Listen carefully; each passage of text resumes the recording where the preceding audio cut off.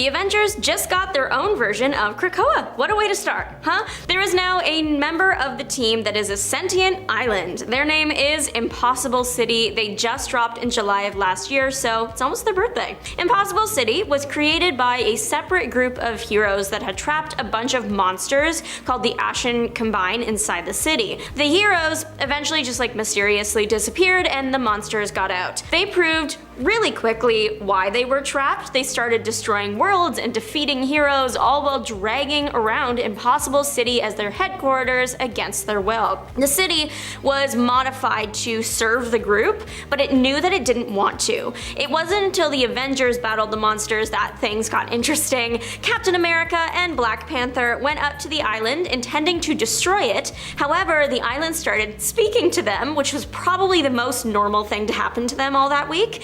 The island was convinced the Avengers weren't going to win the fight, so it offered to blow itself up as a sacrifice, but Captain America and Black Panther were like, absolutely not, you're a good guy now, so don't do that. The Avengers defeated the Ashen Combine because they are the Avengers, and then they destroyed the things on the island that were controlling it, so now Impossible City is free. Impossible City asked the Avengers to join the team, and who are they to say no? If mutants can have a sentient island, so can the Avengers. Welcome to the team, Impossible City, she says like she's on it. One can dream though. Psylocke has been around since the 80s, but she just joined the Avengers after the events at that one Hellfire Gala and everything that came after that one gala. Captain America was putting together the new Avengers Unity Squad and recruited Psylocke to the team. She joined because they had common goals. She probably wouldn't have done it unless she needed to. It wasn't until she got through a few battles on the team that she decided to stick around. After the Avengers came out victorious against Orchis and the Mutant Liberation Front, she must have decided to stick around considering she is still an active member. Psylocke is known for her telepathic abilities and her martial arts skills. She's been part of the X-Men for years. It's the Avengers that are just now cluing in on her talent. Similar to Psylocke is Penance, or Monet. She started out as an X-Men, but after the disastrous events of that one gala, she joined Captain America's Avengers Unity Division. Penance is actually the second identity of Monet that was created by her evil brother.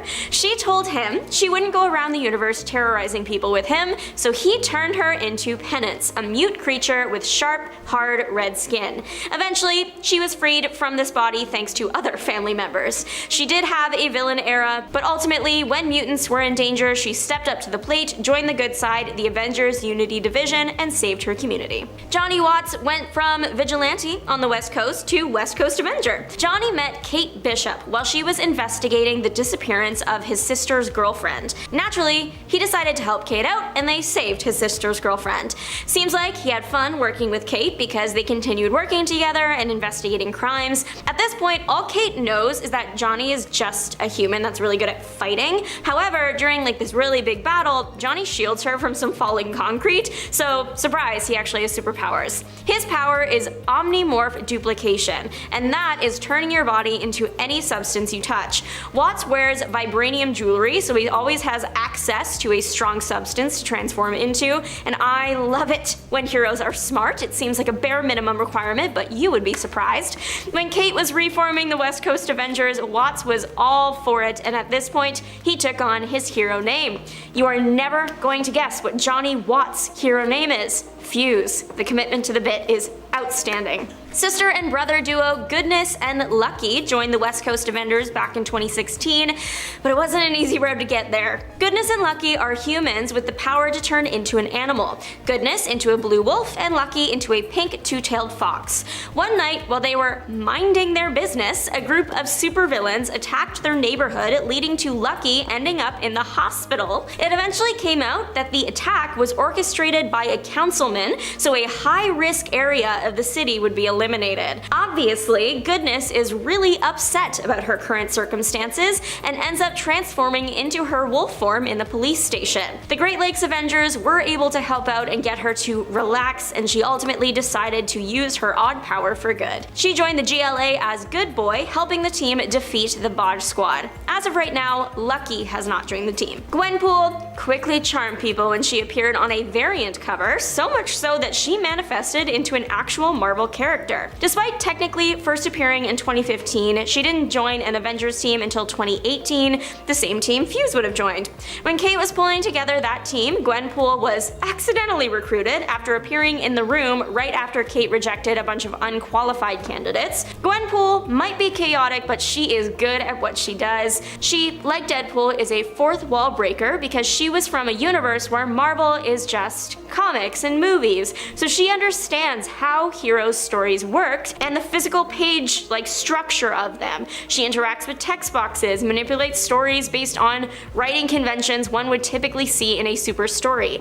Her personality and unique character backstory and her overall aesthetic have cemented her as a fan favorite character. When her edition of the West Coast Avengers disbanded, she was aware that it was because the comic was cancelled, and that led to some major and strange developments in the Marvel Universe. She was worried she would be cancelled or erased and wanted to ensure she would always have a place in the Marvel Universe, and one of her many attempts at doing that was trying to unmask Spider-Man, among many other things. Brandy Selby was here for a good time, not a long time, and I am speaking so literally. She was born with the Star brand. However, every time she used the power that came with it, she would quickly age. Years of her life would biologically fly by in just a couple of hours or even minutes. Brandy has had quite the life. The Avengers assisted with her birth. Then she ended up in an alternate reality being raised by Groot and Rocket Raccoon. Good luck, Brandy, with that pairing. Unfortunately, Rocket of that universe got into a fight with Dr. Spectrum and lost more than just the fight. As revenge, Brandy went to find Spectrum and take him out. There was also all this drama happening on Earth. Coulson warped reality into a world without the Avengers, and Starbrand helped fix that. Eventually, she ended up back on Earth, fought the Multiverse Masters of Evil. She aged into a young adult from that brawl. As the Avengers were traveling across time, Starbrand eventually used her powers to the point of becoming an old woman, and she was of course benched. She ended up saving the day when she and Firehair sacrificed themselves in an effort to undo the damage to all the Earths by the Masters. She literally was around for a good time, but not a long time, and her sacrifice will not be forgotten. But I mentioned Firehair briefly for a second there, and she's got quite the life story. I have to yap about it. She debuted in 2017, but in 616 timeline, she is literally a million years old, maybe more. And here's just a short list of some of what she has done in her life. She bonded with the Phoenix Force, she was raised by wolves, founded the prehistoric Avengers, fell in love with Odin, fought a Celestial, sacrificed herself for the fate of the universe, and is technically one of Thor's moms. Truly, her memoir would be the most jam-packed book to ever hit the shelves in a New York Times bestseller. While she is not part of the modern Avengers, she is part of the prehistoric Avengers and met up with the modern Avengers, and that's when she sacrificed herself alongside Brandy. She was one of the first hosts for the Phoenix Force. You might also see her referred to as Lady Phoenix. The reason she is kind of Thor's mom is she assisted with his birth. Mother Earth gave birth to him, but then he passed due to Lawfree, so Firehair resurrected him and put some of the Phoenix power in him, making her his second mother.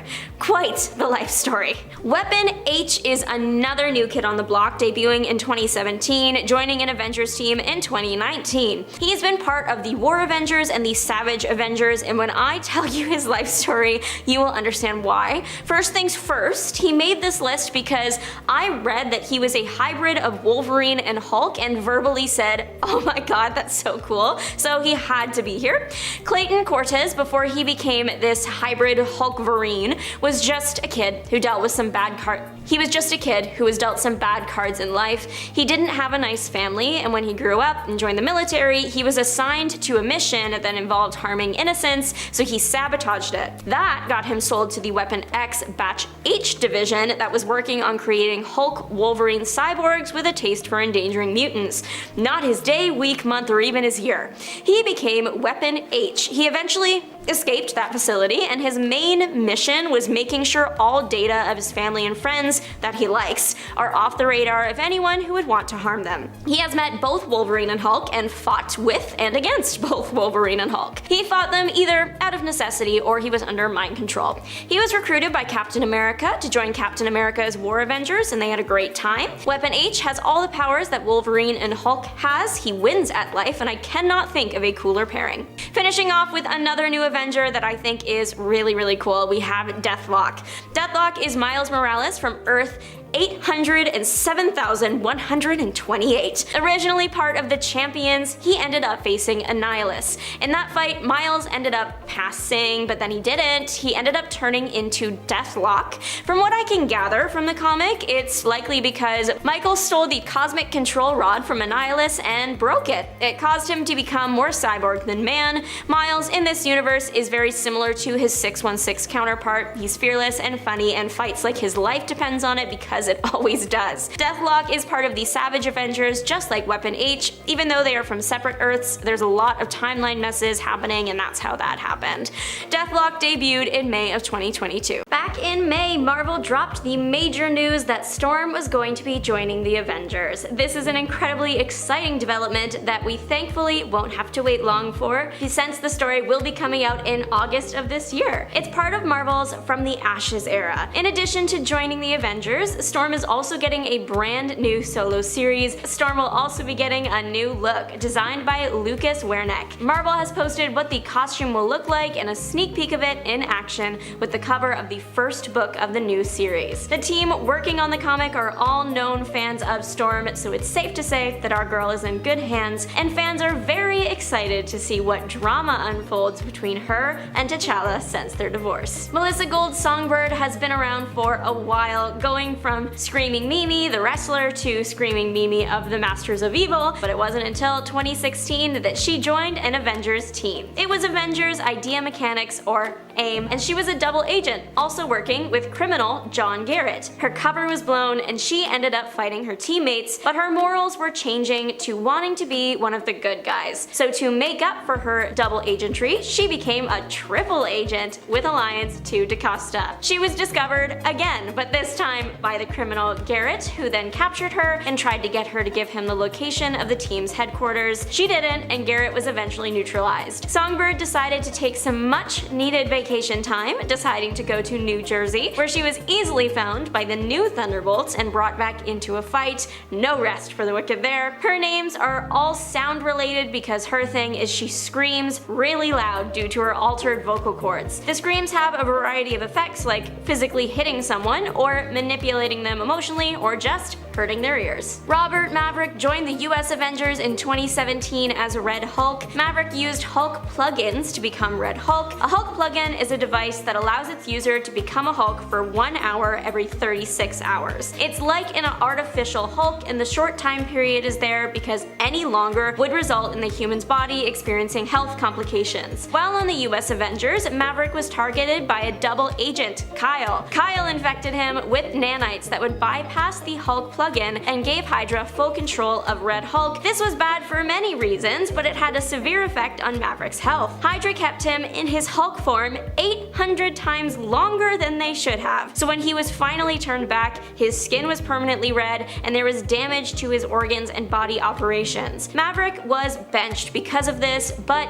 he fought when it mattered, once donning the Iron Patriot armor to fight the OG Hulk. Tippy Toe is Squirrel Girl's sidekick. I know, I would not have expected that either. Squirrel Girl needed an army of squirrels for a battle, and Tippy Toe was the only survivor of all those squirrels, becoming then Squirrel Girl's permanent partner. The two have fought some truly incredible battles together. Tippy Toe has been where I'm guessing no squirrel has been before, like the moon to confront Galactus. Tippy Toe is not reliant on Squirrel Girl and will go on adventures all by herself, one time teaming up with Rocket Raccoon to stop Plant Man from destroying Central Park. The most shocking story in the biography of this squirrel's life has got to be that she once had some of the power cosmic in her. Tippy's choice of attire is typically a pink ribbon around her neck, so she is a fashion icon in addition to being a super squirrel. What can't she do? Another character from the 80s has joined the Avengers team. Gomi's backstory was that he was the younger cousin and lab assistant of this researcher that was obsessed with Marvel Girl. The researcher wanted to make his own Marvel Girl. First though, he created intelligent lobsters, the strength of a human, but we will get there in a minute. When the evil scientist couldn't create his own Marvel Girl, he decided to just experiment on his cousin instead, attempting to give him telekinetic abilities. It did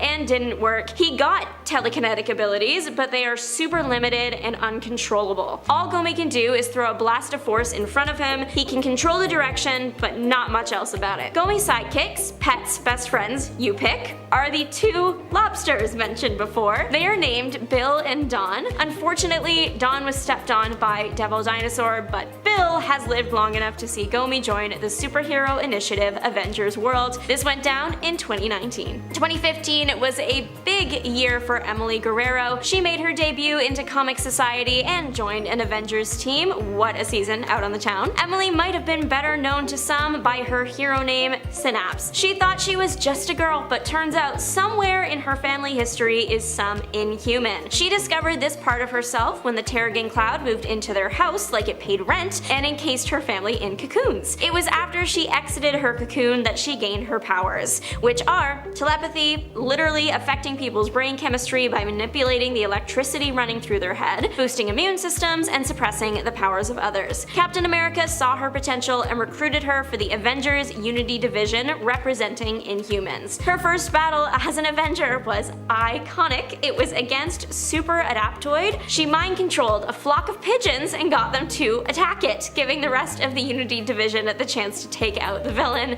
No one is doing it like her. One thing we can count on for Steve Rogers is he is going to start an Avengers team. In the new story, Avengers Twilight, Steve is pretty old and doing what he does best, starting an Avengers team to save the world. And just a warning, from this point on, there will be spoilers for the Avengers Twilight comics. The world that this happens in is not Earth 616, its temporary assignment is TRN 1096, but in this world, the Avengers went through everything that they did before, but then Ultron gains control of the Hulk, enhances a bunch of supervillains, and leaks the identity of many superhumans. Of course, the heroes are blamed for all this, and the Avengers are disbanded, leaving the world to get worse and worse until it is a completely controlled society under constant SHIELD surveillance. Steve Rogers has the super soldier serum removed from his body, meaning he retired and grew old. Thor went off-world, Iron Man lost his head literally, other heroes either disappeared, went underground, or were arrested. It wasn't until some weirdo decided to make a documentary that made Red Skull look good that Steve finally got up to fight again. Steve started working with the team Defenders. The team was able to replicate the super soldier serum, and Steve could Captain America once more, doing what he does best, leading the Avengers that I personally am calling this new team the Twilight Avengers. So I mentioned in that last point that Tony lost his head. However, Tony's son kept the genius billionaire playboy philanthropist Noggin in a containment unit so he could use his brain to puzzle out problems. Steve broke into the location where his head was being kept and stole Tony, and with the help of an electrical surge from Thor, was able to bring that head to life again, reviving Tony Stark. Now Tony is on the Twilight Avengers as Iron Man once again. He has an android body and his head floats around in his helmet,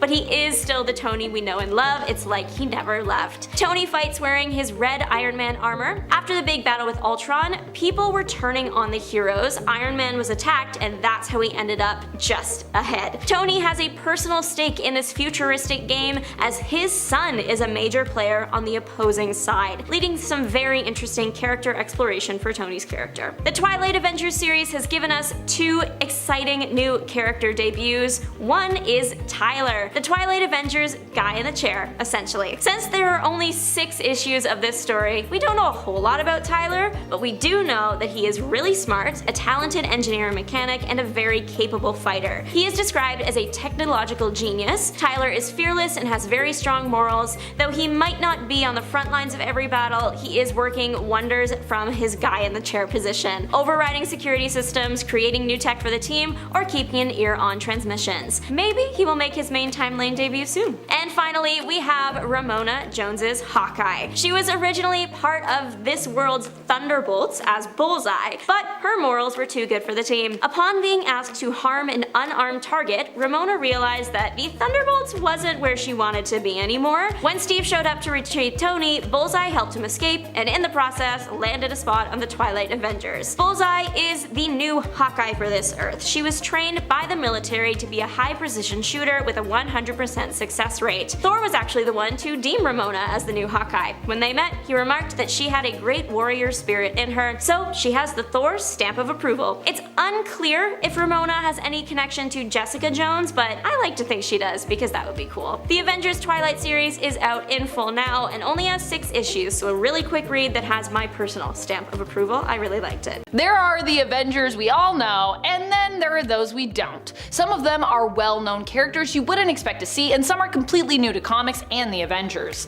While others on the team might have the greatest potential for power, Robbie Reyes is a bit more experienced when it comes to his powers. And even when he was less experienced, he accidentally killed one of the previous Star Brands, Kevin Connor, in Marvel Legacy, which is pretty crazy. For those reasons, I thought we should include him on this list. Robbie Reyes first appeared in 2014 in All New Ghost Rider issue number 1.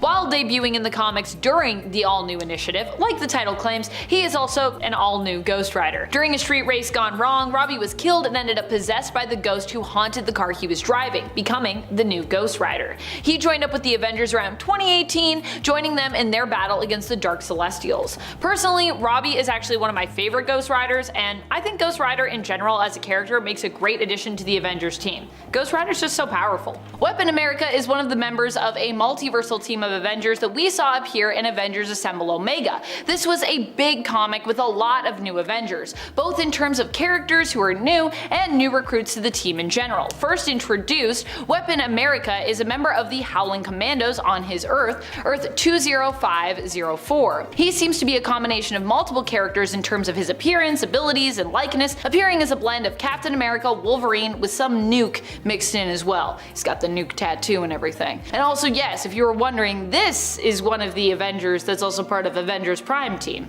Loki Avengers Prime, not 2013 Avengers Prime. Next up, Mr. Sweeney, aka the Bruiser? Now, while the Bruiser isn't really an Avengers member technically, he did recently join up with the group in a way as an ally. We recently learned in the comics that the true identity of Mr. Sweeney was that of, yeah, Bruiser. Initially, the Bruiser was a villain who made his first appearance in the 80s in the comics in Avengers issue 201. That's the direct issue after the tragically iconic issue 200.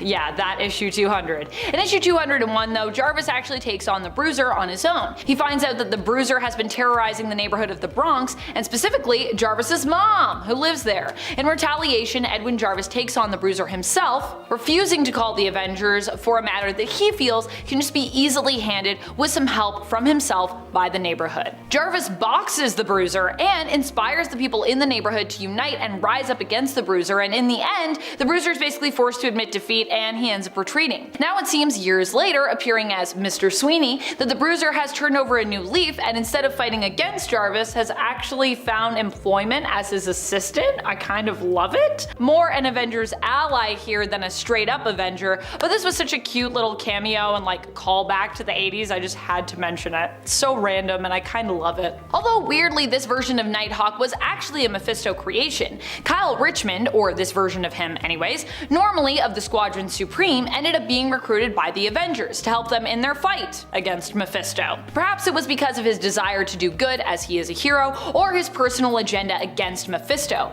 but for a time Nighthawk did join the team. Nighthawk is not normally considered to be a new character and has joined up with Captain America's Secret Avengers in the past as well during Civil War I, at least he did for a very short time, but technically that was a different Nighthawk, as this one is the one that is believed to have come into existence in 2018 as a construct that Mephisto created to be a member of Agent Phil Coulson's Squadron Supreme of America. Yeah. Oh, comics. I'm not exactly sure when this next member of the Avengers joined up with the team fully, specifically anyways, but I think in regards to the comics it would be somewhere around early 2023, when the multiversal Avengers were coming together as a team in the culmination of Jason Aaron's Avengers run. Yeah, Avengers Prime Multiversal Avengers, that multiversal Avengers. Captain Carter was one of the heroes who appeared there. Now if you are an MCU Peggy Carter or Haley Atwell fan like me, then you know Captain Carter from Multiverse of Madness, Office and Marvel's What If animated series.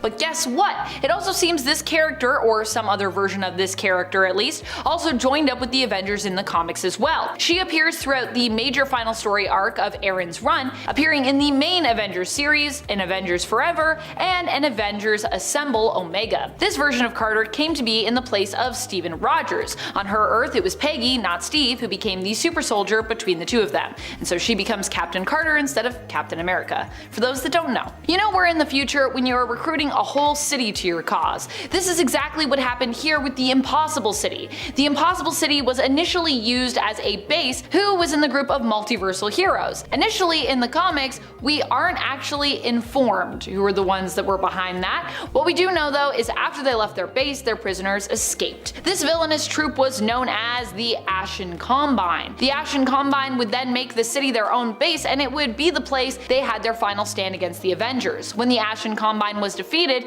the Impossible City actually offered to join up with the Avengers team. Oh yeah, the Impossible City is also aptly named because it's sentient as well. Pretty impossible stuff. The Avengers accepted the offer, and as such, the Impossible City became an official member of the Avengers team. So yeah, now they have a whole city on their team. Nathan Summers ended up joining the Avengers team at a time when Captain America was seeking to present a show of unity. Hence, Cable ended up on the Avengers Unity division, which was meant to bring together the Avengers and X-Men after the events of Avengers vs. X-Men had created tension between the two superhero groups of Earth. Series-wise, the team was known as the Uncanny Avengers, with Cable joining up as early as issue 4. Technically, this is also volume 3 of Uncanny Avengers if you wanted to go find it yourself and give it a read. Cable is an extremely powerful telepath and telekinetic due to him being the offspring of X-Men member Cyclops and his wife, Mr. Sinister created clone of Jean Grey made from a spark of the Phoenix, Madeline Pryor. Despite Maddie being his birth mother, Jean has also kind of been like a mother to Nate after she was implanted with the memories of raising him, making him kind of like her retconned in a telepathic way son, with Maddie becoming more like kind of a surrogate in terms of her relationship with Nathan and just kind of how she's treated in the comics. I don't agree with it, but that's where it is. Formerly known to her as Baby Nathan, and back in the day as Baby Christopher. Constantly called Baby Christopher back in the day. And I feel like now when I call him Baby Christopher, people are like, do you know who we're talking about? It's Nathan Summers. And I'm like, yes, but remember when he was Baby Christopher? It's one of his names, so I guess it kind of makes sense. Joining up in the same issue as Nighthawk, who we talked about earlier, was Brandy Selby, aka the cosmic hero known as Starbrand. Starbrand was initially an infant whom the team adopted and raised together. She would rapidly grow up while in their care and would ultimately end up joining the team as one of their most powerful members. However, her time with the team was short-lived, and in the end she would sacrifice herself as a hero to protect the rest of the Avengers. Also, note to self, if I have a baby and I'm about to perish, maybe don't leave that baby in the care of the Avengers, because it might not work out. Avenger Prime was initially a name used by a character who was essentially all of the Avengers merged together. That version of the character made their first appearance in the 2013 Mighty Avengers series, but another character with that name also appeared much later on in the 2021 Free Comic Book Day Avengers and Hulk comic. There, Avengers Prime was shown to be the leader of the Deathlock Avengers forces who stand guard at the God Quarry, seeking to watch, protect, and warn against major multiversal threats and potential chronal collapses. We'd also come to learn that this Avenger Prime was actually an alternate reality version of Loki, who leads his own massive multiversal Avengers team. Yes, the one that characters like Weapon America appear on, and the Deathlock Avengers. Loki was forced to do this after coming to accept his very important role in the formation of the Avengers across the multiverse and across time. After attempting to dodge their assembling in his own timeline and acting as his Earth's sole protector, he accidentally caused the extermination of all life in his universe. Whoops. After attempting to end it all, Loki woke up in the God Quarry and found himself tasked with protecting all of time, assembling his own extensive team of Avengers to do so. But he was pretty embarrassed, so he mostly just kept to himself and stayed in the shadows. The Phoenix made her first appearance as a member of the Avengers a long time ago, way back in the past in 1 million BC, joining up with the prehistoric or Stone Age Avengers. How does this make her a new member? Well, while in canon this happened a long time ago, it wouldn't be revealed to us readers to have happened until the modern day, as the Avengers of 1 million BC first appeared in 2017 in Marvel Legacy issue number 1. So it's a super old character, but appeared pretty recently. To be an Avenger is an honor that many Marvel heroes strive for, and every year more and more make the cut. Heroes like Eric Brooks, or as most of us know him, Blade. Blade has been around since 1973, so it actually took me by surprise when I learned that he didn't become an actual mainline Avenger until Avengers Volume 8, number 12. Born with an extremely unique vampire physiology, Eric used his powers to wipe out evil vampires, taking on the title of Daywalker. Now, to be fair, he was once part of the Mighty Avengers before being invited to join the main Avengers team by Black Panther. But while on the Avengers, he did a lot. Like, I mean a lot. He ended a vampire civil war, saved Ghost Rider in hell, battled the Dark Elf Malekith in the War of the Realms, helped stop the Egyptian god Khonshu from taking over the entire Earth, and he recruited Dracula and his vampire nation to help fight Null, the symbiote god, and King in Black. Blade came to the Avengers with a heck of a lot of supernatural expertise, and he was amazing on the team until he left to be Dracula's own sheriff, which... what? Roberto da Costa, the mutant who also goes by the name Sunspot, first ever joined the Avengers, accepting Captain America's offer alongside the mutant Cannonball. Sunspot came across as a bit of a comedic member of the team, and he didn't really seem to take his Avenger status as seriously as others did, but that pretty quickly turned around. Where Iron Man used to fill in the laid-back billionaire role on the team, Roberto stepped into that role pretty smoothly and got the team out of quite a few problematic moments. It's arguable to say that he really stepped into his own as an Avenger when he bought the whole of AIM and used the organization to create his own Avengers team in New Avengers Volume 4 and then again in US Avengers. His time as an Avenger not only boosted up his status from a C-list hero to one in the spotlight, but it also brought multiple creative Avengers series, which as comic book fans is something that we will not be upset about ever. Maya Lopez, also known as Echo, is honestly really cool. She has really cool photographic reflexes just like Taskmaster. She's been Ronin for a time and even been a host for the Phoenix Force, and she also became an Avenger. Now, initially Maya was actually a bit of a villain, being manipulated by the Kingpin in order to try and take down Daredevil. Luckily though, Maya was able to discover the truth about Kingpin and the lies he fed her, and that pushed her into reshifting her focus to become a hero. It was from there that she became Ronin, and thanks to a good old recommendation from Daredevil himself, she met up with Captain America and started working with the New Avengers in 2005. She would eventually be brought down by Elektra, and she would eventually be saved and revived, helped out during World War Hulk, Secret Invasion, and she even worked very closely with Moon Knight for a while before being revived yet again, and was eventually granted the Phoenix Force. She would eventually join the actual true Avengers in Avengers Volume 8, number 54 from 2022, facing the multiversal Masters of Evil. Next up, a former Marine and scientist turned superhero, Adam Brashear is not only one of the strongest heavy hitters in Marvel Comics, but he is also one of the smartest characters around. Blue Marvel didn't actually make his debut in Marvel Comics until 2008, but when he showed up, his origin story retroactively placed him in the Marvel Universe way back in the day. His origins take place in the 1960s during a project to use antimatter as an energy source. Adam and his best friend Connor were caught in an explosion that turned Adam into a living, stable antimatter reactor, which should in theory pretty much impossible, and it gave him an insane amount of power. Brashear would rejoin the superhero community alongside Luke Cage's 1970s Mighty Avengers, which in the real world happened in 2014, before he went on to join with Captain Marvel and Black Panther on the Avengers adjacent team known as the Ultimates in 2016, and most recently, he joined the Defenders and went rather, beyond.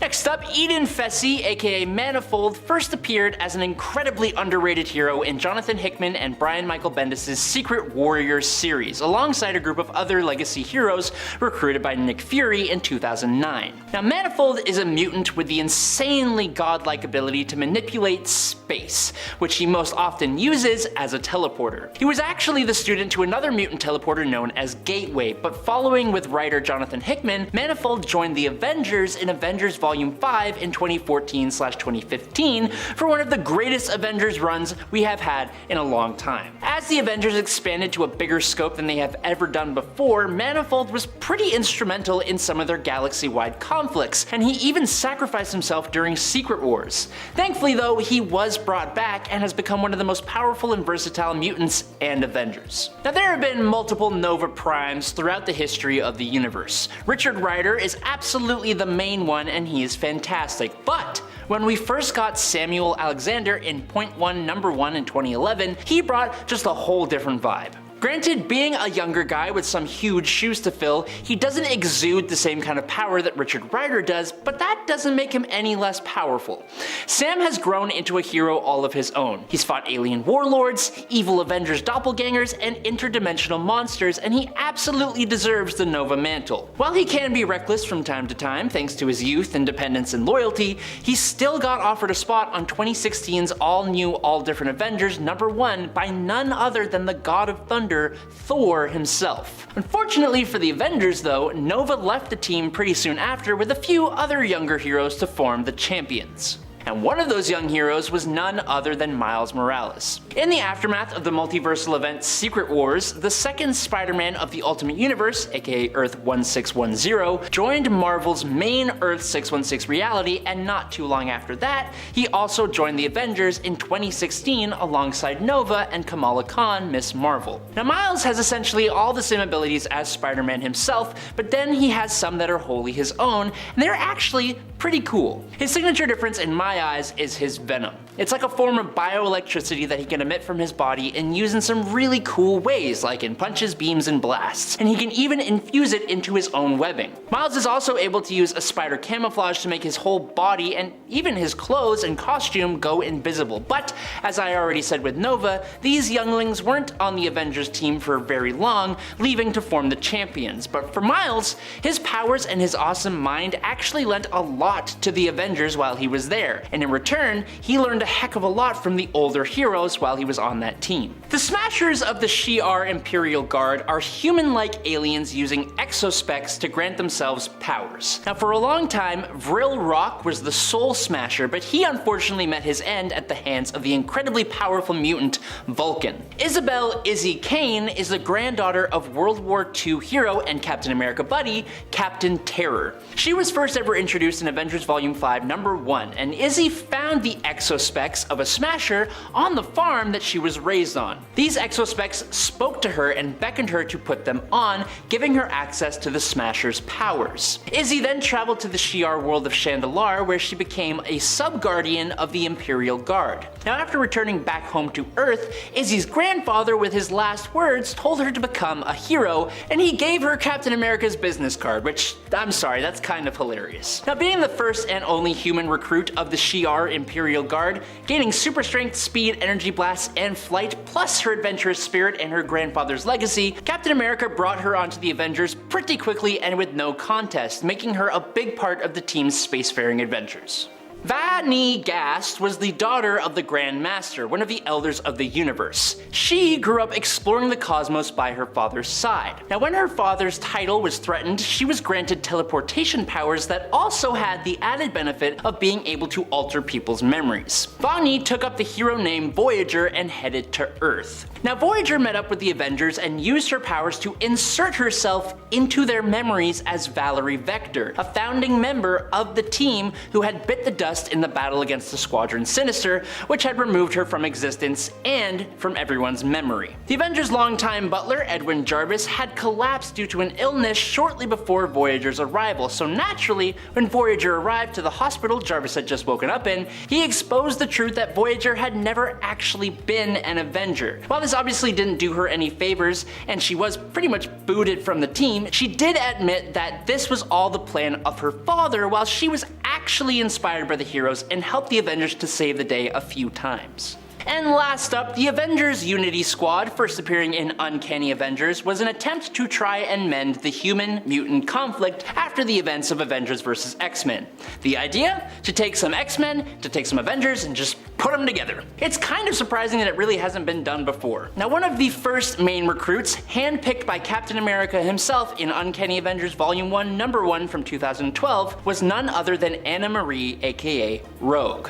Being a former villain and still mourning the loss of Charles Xavier, Rogue caused quite a bit of friction on this new team. She originally joined in order to keep an eye on the Scarlet Witch, who was also in the team of heroes, and as most of you know, caused quite a devastating blow to the mutant community with M-Day. But as time passed, Rogue became one of the most valuable members of the team, even growing to become its leader. But If we are talking about most powerful, while Rogue was on this team, she managed to absorb all the major Marvel heroes' powers and fought off a Celestial, so I'd say that's pretty darn powerful.